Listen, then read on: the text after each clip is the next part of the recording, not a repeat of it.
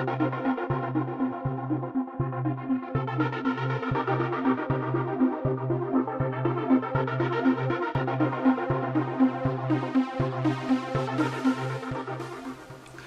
of the very common questions relating to many people who I've talked to have always been about, well, what about my spiritual journey, Brad? Where do I feel that I'm going to be moving into, maybe something similar to what you're doing or to what other experts who I've seen in the spiritual field, what they're doing? Is there an opportunity where I can go into this particular line of work, where I could become a channel, an intuitive, a healer, etc.?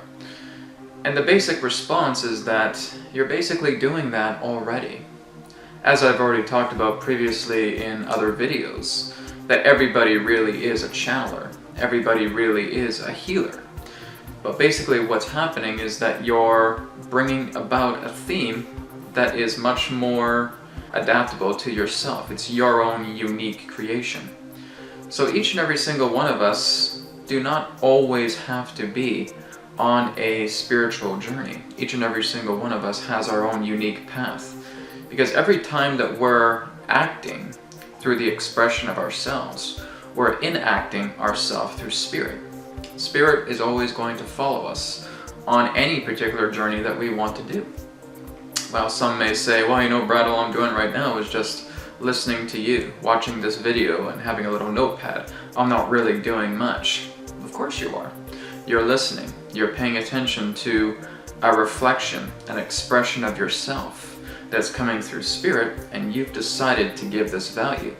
That's a spiritual nature.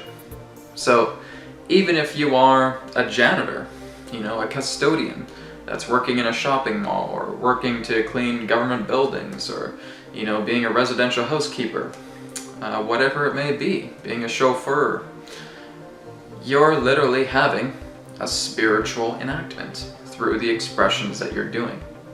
You do not have to be the whole mentality of feeling that for me to be an awoken being, I need to go pursue this a lot further. I need to move to India. I need to go inside a cave.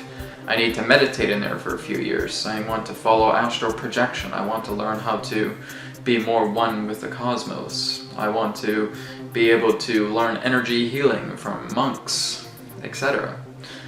That's fine, and you can most certainly do that, but that's not a requirement. Authenticity is the nature of how spirituality can be of the purest enactment when you're yourself. A lot of people want to be, again, the next Deepak Chopra or the next Greg Braden or whatever. And if that's truly authentic to you, go for it. But really all you're doing is you're just allowing yourself to authentically express yourself through your actions, and even through the most minute jobs, through the most minute tasks that you do on a daily basis. You're being truly authentic. The way you wash your dishes is truly authentic. The way you clean your floors is truly authentic. The way you present yourself to other people, how you make friends who are amongst your big circle of friends, your family, how you look at everybody else, your own attributes, your own strengths. These all represent enactments of spirit. And so the spiritual journey simply is to be alive here on planet Earth, is to live, is to really purely, to the most truthful ability that you can, live yourself out as you know you were meant to live yourself out. And it can be extensive to anything. There's no discriminatory of saying that, oh, Brad, you don't understand the kind of work I do. It's the most unspiritual work you could imagine. I wouldn't even know what that means. The most unspiritual work that I could imagine. I mean, really, we're, spirit incarnated here in this body, and we're having this experience, and it really is, the halves together, that a human being is having a spiritual experience, that a spiritual being is having a human experience. It can be both in the same, because it's all basis of viewpoint. There's never a point to when you're not spirit, not having an experience. So this is where you can really just look upon yourself and saying, what is it that I feel that I need to do? What can I do to generate an impact? You don't need to generate an impact on anybody else. Generate an impact upon yourself, and that begins through your own authenticity. How pure, how original, how authentic, how unique can you truly be in all the ways that you can naturally express yourself?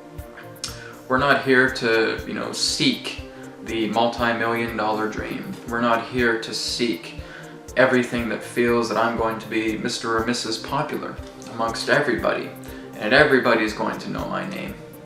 All we're doing here is just discovering how we can play in the natural state of ourselves, to be natural, to be unique, to come forward and introduce yourself to new people in your own authentic way, not having to feel that you put on a mask. So again, remember that every action that you take is a spiritual enactment.